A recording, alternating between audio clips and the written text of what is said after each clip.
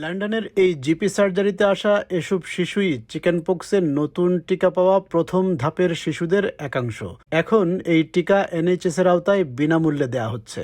শিশুদের 12 মাস ও 18 মাস বয়সে এই টিকা দুটি ডোজে দেয়া হবে। আলাদা কোনো ইনজেকশন নয়, বরং হাম, মামস ও রুবেলার বিদ্যমান এমএমআর টিকার সঙ্গেই এটি দেয়া হবে। 6 বছর বয়স পর্যন্ত যেসব শিশু এতদিন বাদ পড়ে গেছে তাদের ক্যাচআপ অ্যাপয়েন্টমেন্টের জন্য জিপিতে ডাকা হবে।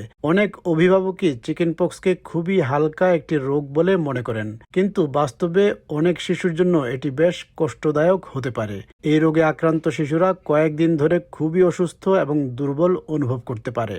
We know that many parents will see chickenpox very much as a mild infection, but actually chickenpox can be quite unpleasant for many children, and some children can feel pretty miserable for several days. And for a small proportion, it's really important to remember that chickenpox can actually be really severe. Chickenpox শিশুদের সবচেয়ে সাধারণ রোগগুলোর একটি। প্রায় 90% শিশু 10 বছর বয়সের আগেই এতে আক্রান্ত হয়। বেশিরভাগ ক্ষেত্রে রোগটি মৃদু হলেও প্রতি বছর হাজার হাজার শিশু গুরুতর জটিলতা নিয়ে হাসপাতালে ভর্তি হয়। 16 বছর বয়সী বেথ হর্টনের বয়স যখন মাত্র 2, তখন তার স্ট্রোক হয়। তার মাকে বলা হয়েছিল এই স্ট্রোকটি সম্ভবত ভাইরাসের কারণেই হয়েছিল। বেথ অন্য সবার মতোই চিকেনপক্সে আক্রান্ত হয়েছিল।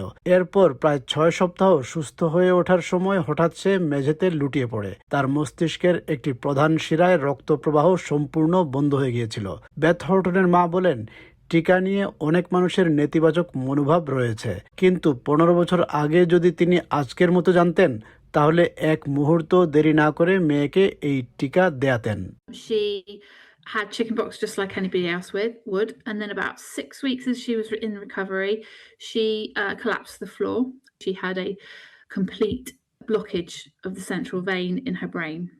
I know it's lots of people have lots of very strong opinions on vaccines, but if I'd known 15 years ago what I know now, I wouldn't hesitate to give it to her. ব্রিটেনে চিকেনপক্সের টিকা ব্যক্তিগতভাবে কিনে দেয়া যায়। বহু দেশে এটি কয়েক দশক ধরে শিশুদের বিনামূল্যের টিকাদান কর্মসূচির অংশ। দুটি কারণে ব্রিটেনে এতদিন পিছিয়ে ছিল। একটি হলো খরচ নিয়ে উদ্বেগ, আর অন্যটি হলো আশঙ্কা শিশুদের টিকা দিলে পরে প্রাপ্তবয়স্করা এই রোগে আক্রান্ত হতে পারে, যা শিঙ্গলস নামে পরিচিত। তবে দীর্ঘমেয়াদে প্রাপ্ত উপাত্ত এখন ভরসা দিচ্ছে এই আশঙ্কার কোনো ভিত্তি নেই। I encourage parents to take up this opportunity for their 12 to 18-month-year-olds. Better for children, better for parents to have to take a couple of weeks off work, and of course it's part of our commitment to making sure that we've got the NHS delivering cutting-edge treatment and care for all of our patients. 2 জানুয়ারি থেকে England, Wales এবং Northern আয়ারল্যান্ডে এই সমন্বিত টিকা দেওয়া শুরু হয়েছে। স্কটল্যান্ডের শিশুদেরও এ মাসের শেষ দিকে এই টিকাদান কর্মসূচিতে অন্তর্ভুক্ত করা হবে।